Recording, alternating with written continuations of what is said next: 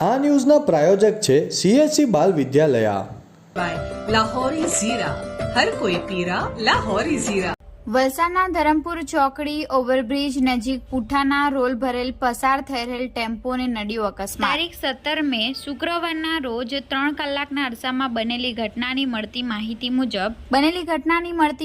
મુજબ વાપી તરફથી પુઠ્ઠાનો રોલ જથ્થો ભરી સુરત તરફ જઈ રહેલ ટાટા કંપનીનો ટેમ્પો નંબર GJ19U4380 નો આગળનું ટાયર ધરમપુર ચોકડી ઓવરબ્રિજ પાસે ફાટતા ચાલકે સ્ટીયરિંગ પરનો કાબુ ગુમાવ્યો હતો અને ત્યારબાદ ટેમ્પો ડિવાઈડર સાથે અથડાતા 2 જેટલી પલટી ખાઈ ગયો હતો અને ત્યારબાદ ટેમ્પામાં ભરેલ રોલનો જથ્થો રસ્તા ઉપર પથરાયો હતો અને અન્ય ટ્રકો સાથે અથડાતા રસ્તા ઉપર પથરાઈ ગયો હતો। સમગ્ર ઘટનાને પગલે આસપાસના લોકો ઘટના સ્થળે દોડી આવ્યા હતા અને ટેમ્પોમાં ઈજાગ્રસ્ત ચાલકને બહાર કાઢી 108 એમ્બ્યુલન્સની મદદથી ઈજાગ્રસ્તને સારવાર હેઠળ વલસાડની સિવિલ હોસ્પિટલમાં ખસેડવામાં આવ્યો હતો।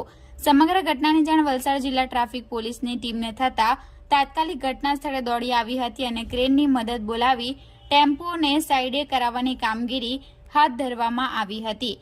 નેશનલ હાઈવે નંબર 48ના પ્રથમ ટ્રેક ઉપર બનેલી અકસ્માતની ઘટનાને લઈ હાઈવે ઉપર વાપીથી સુરત તરફ જતા માર્ગ ઉપર ટ્રાફિક જામ સર્જાયો હતો।